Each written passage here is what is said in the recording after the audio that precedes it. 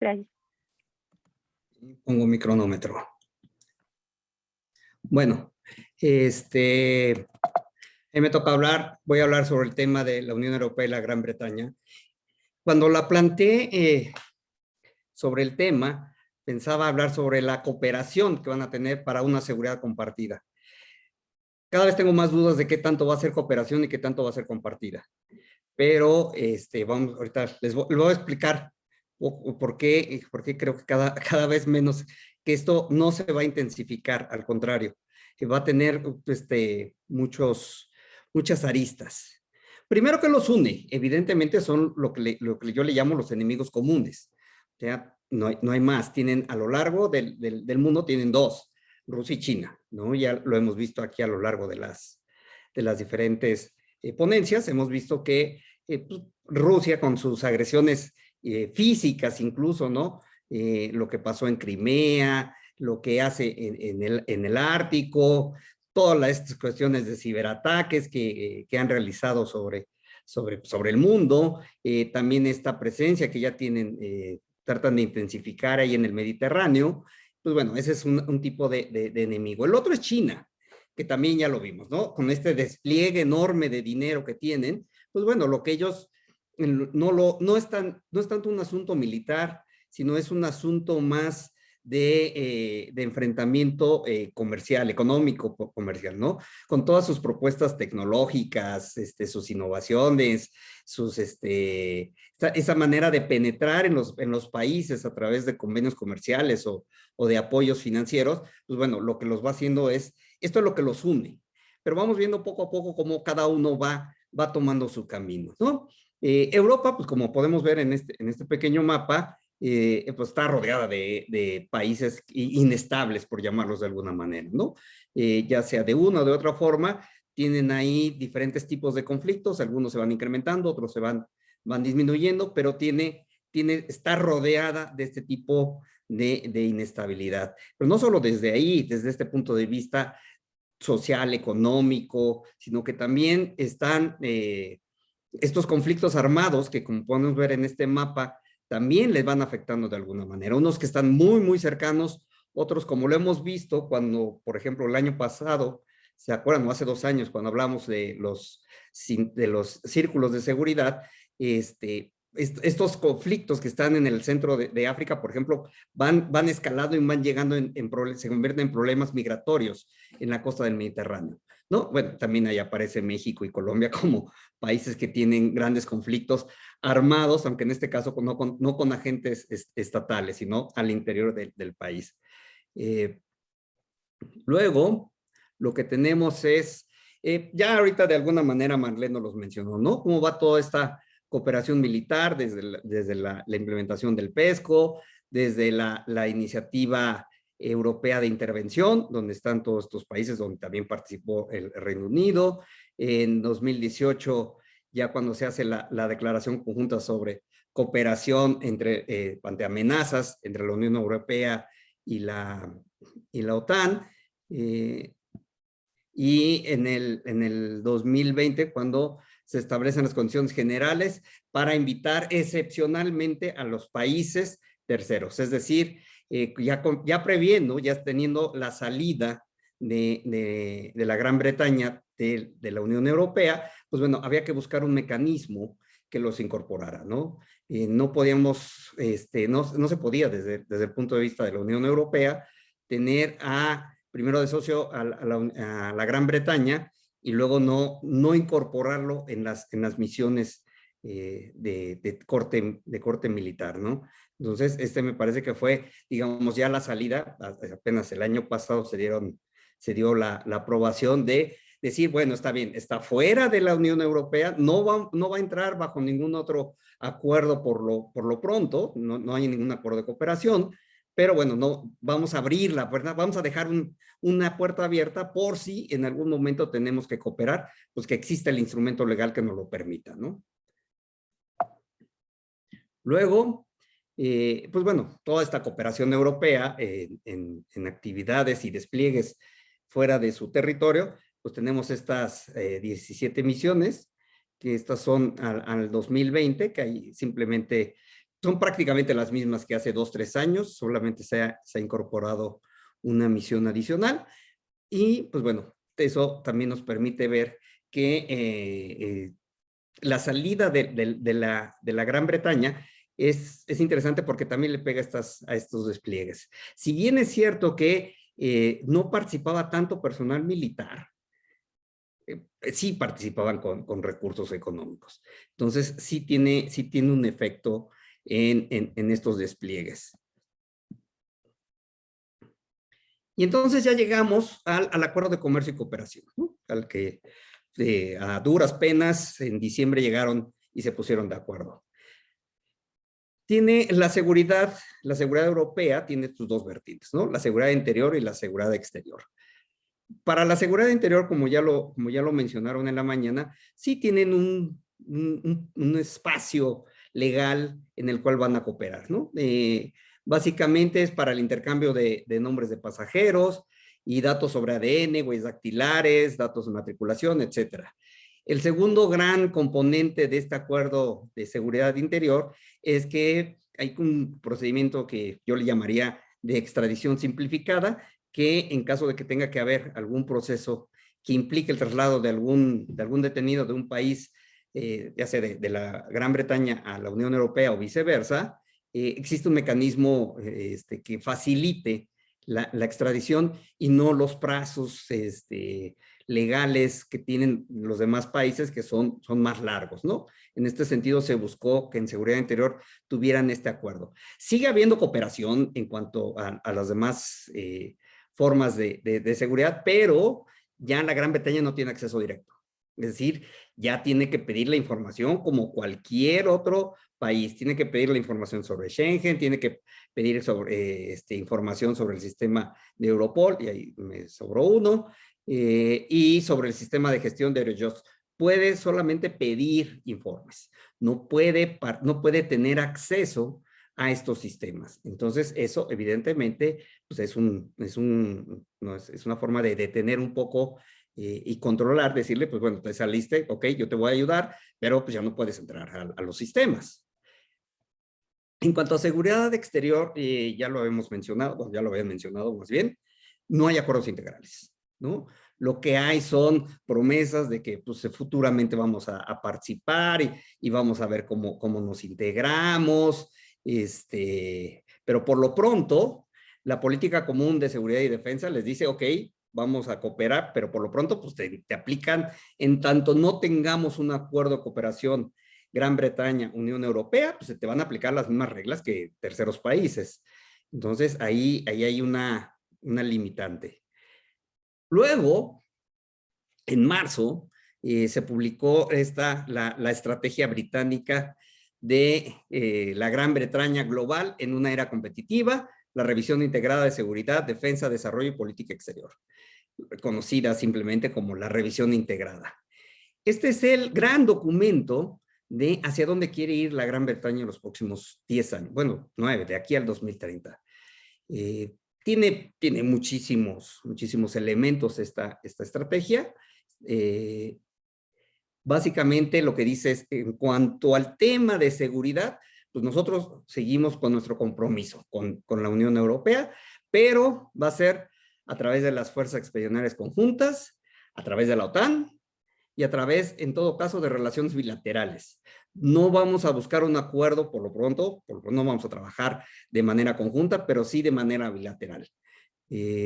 Con la OTAN, ¿qué vamos a hacer con la OTAN? Bueno, lo que vamos a hacer nosotros, Gran Bretaña, es trabajar para disuadir en las amenazas sobre armamento nuclear, convencional e híbridas, poniendo particular foco en lo que se está haciendo en Rusia. El compromiso de la Gran Bretaña es gastar más del 2% del PIB en defensa, es decir, sería uno de los países europeos que más destinan recursos a la defensa de sus ingresos y declarar las capacidades nucleares cibernéticas ofensivas, es decir, la Gran Bretaña dice, yo pongo mis capacidades nucleares y cibernéticas ofensivas de ataque para defender a mis aliados, es decir, a la Unión Europea. Esto es, me salgo, no trabajo con ustedes, pero cuenten conmigo. ¿no? Ahí están mis armas, que no son muchas, pero ahí las tengo.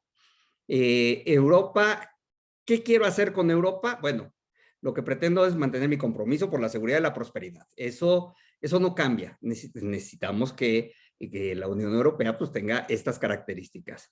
Y queremos trabajar de manera coordinada sobre intereses comunes.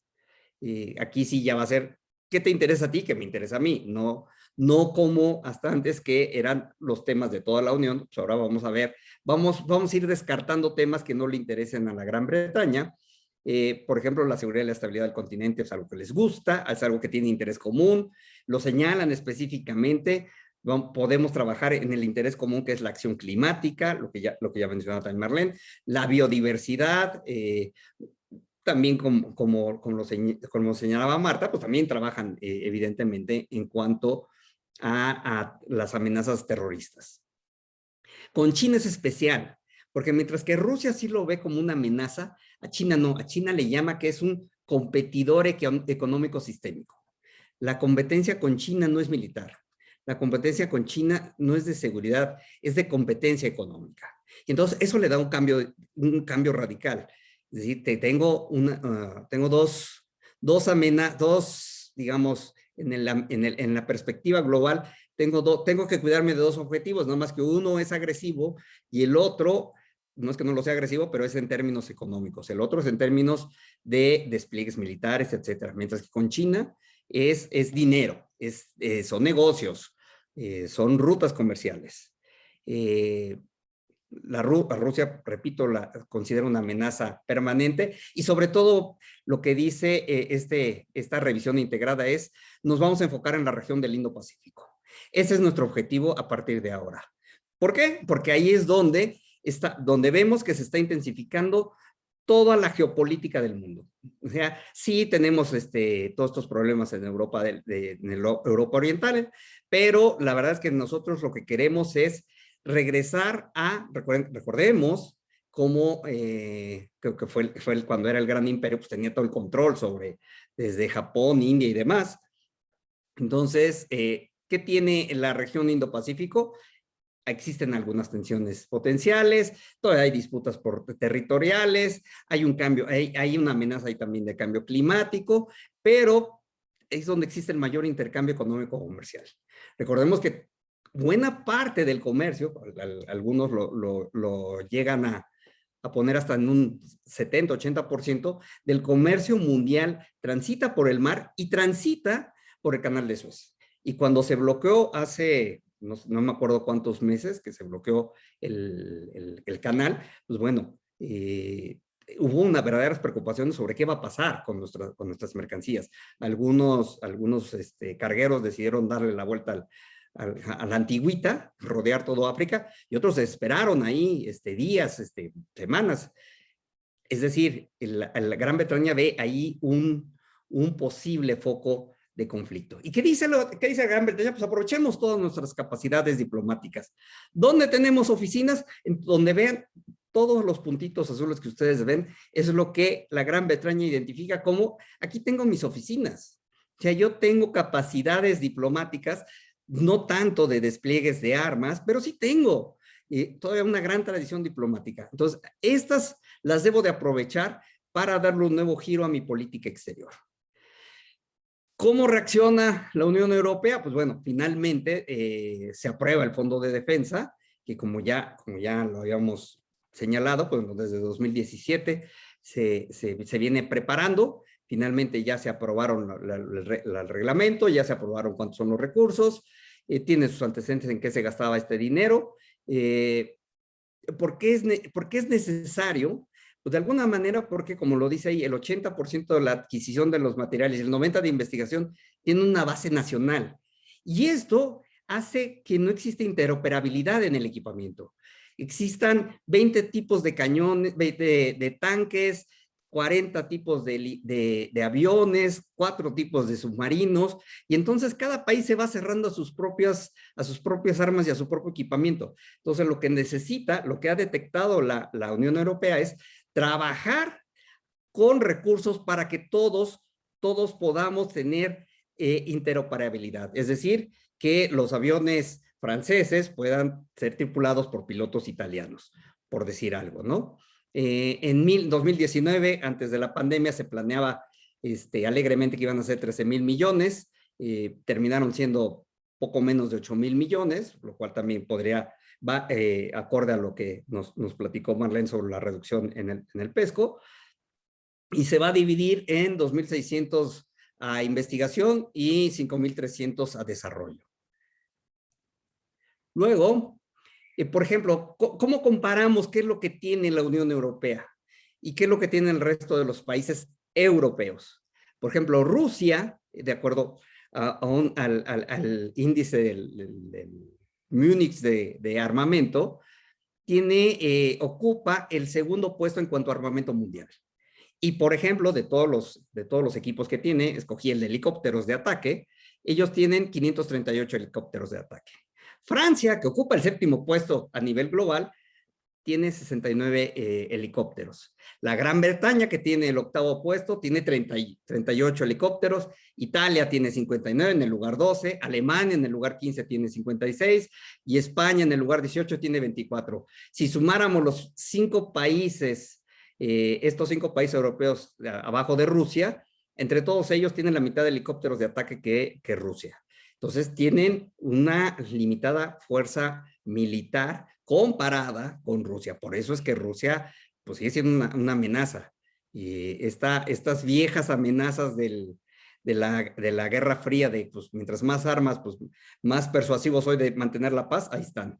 ¿Quiénes gastan más dinero? Bueno, aquí los que más gastan dinero en la OTAN son los países que están en rojo. Francia y Turquía son los que le siguen, y así vamos en colores de cuánto aportan a la OTAN. Por ejemplo, las diferencias entre lo que gasta la Unión Europea y lo que gasta los Estados Unidos, pues bueno, pues ahí las tienen, ¿no? Son considerables. Y hay otro punto. Ahorita en 2021 entró en vigor el Tratado de Prohibición de Armas Nucleares. Lo estuvieron firmando varios países, ¿no? En cuanto a armas nucleares, parecería que ya estaba, todo iba desapareciendo, pero no es así. Rusia y Estados Unidos poseen pues, prácticamente la mayor parte de las armas nucleares. La Gran Bretaña, por ejemplo, en esta revisión integral de su programa de la Gran Bretaña Global, lo que dice en 2010 pensábamos reducir nuestro armamento, pero ahora ya cambiaron las condiciones. Nuestro armamento nuclear, hoy ya cambiaron las condiciones y hoy lo queremos crecer un 40%. Cálculos del Instituto de Estudios sobre la Paz de Estocolmo calculan que tienen algo así como 225 armas nucleares, no todas activas, pero algunas están para desmantelarse. Y si la Gran Bretaña habla de subirle un 40%, sería como llegar como a 260 y tantos, ¿no? Francia también ya dijo que, pues bueno, vamos a hacer una revisión de nuestra fuerza nuclear y podemos regresar a nuestro plan de llenarnos de armas nucleares. ¿Cómo están distribuidas las armas? Vean, a la izquierda están las que tiene Estados Unidos, a la derecha las que tienen Rusia, y los países 3 y 4 que tienen armas nucleares son la Gran Bretaña y Francia, que son los únicos países que tienen armas nucleares desplegadas. Los demás países tienen armas nucleares, pero no están desplegadas, las tienen en territorio, las tienen digamos, sin estar activadas. China tiene 300 armas nucleares, pero no están como para ataque todavía. Y, bueno, pues Corea del Norte se estima que tienen entre 40 y 50. No sabemos exactamente cuántas, pero más o menos ahí le calculamos. Entonces, la diferencia entre Rusia y Estados Unidos con Gran Bretaña y Francia, pues es muy amplia. Y aparte, con la salida de la Gran Bretaña de la Unión Europea, pues se pierde un asiento dentro del Consejo de Seguridad de las Naciones Unidas y se pierde a uno de los miembros que tienen armas nucleares. ¿Quién ha firmado este tratado de prohibición de armas nucleares? Son los países que están en azul, los que están en negro ya lo habían, están en proceso de firma, y como pueden ver, ninguno de los países que tiene armas nucleares se ha acercado siquiera yo creo que ni a revisar el documento. Entonces les llegó de la ONU, le dijeron, pues bien, muchas gracias, lo vamos a guardar, pero no le hacemos caso. En México lo acaban de publicar hace poco en el diario oficial de la Federación, entonces ya podemos estar tranquilos de que no vamos a diseñar armas nucleares.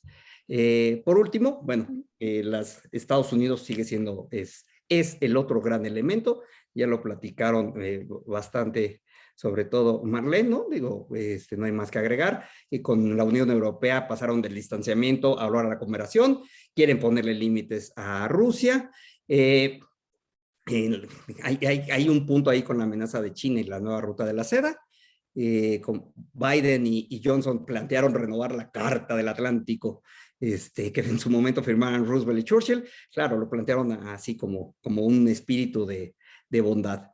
Los objetivos, de acuerdo a Josep Borrell, de política exterior de la Unión Europea, deben ser Estados Unidos, China y el acuerdo nuclear con Irán, y que se incorpore Estados Unidos. Y para la Gran Bretaña son Estados Unidos y Canadá, Europa y el Indo-Pacífico.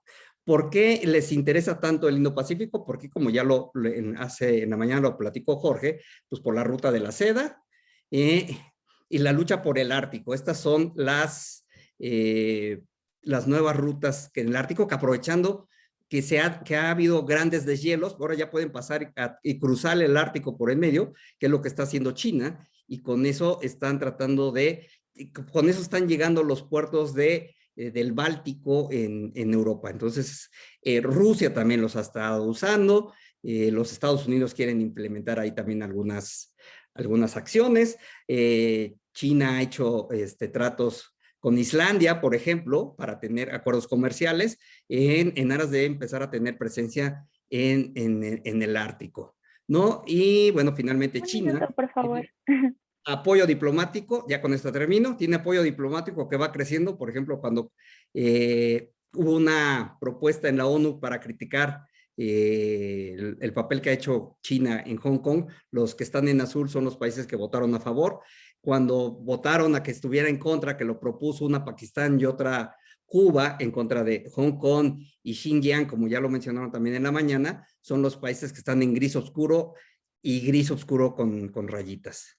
Finalmente, bueno, la sombra de Rusia, todos creo que sabemos exactamente la historia de cómo ha ido y cómo se ha ido expandiendo y retrocediendo, y el ranking del poderío mundial que hay en el mundo, de acuerdo a capacidades militares, económicas, y demás, pues en Estados Unidos es la que está hasta arriba, luego sigue la Gran Bretaña, China, Francia, etcétera. Y con eso termino. Muchas gracias. Perdón si me pasé un minuto o dos. Muchísimas gracias, de verdad. Qué interesante reflexión sobre la incidencia de la geopolítica en temas de seguridad.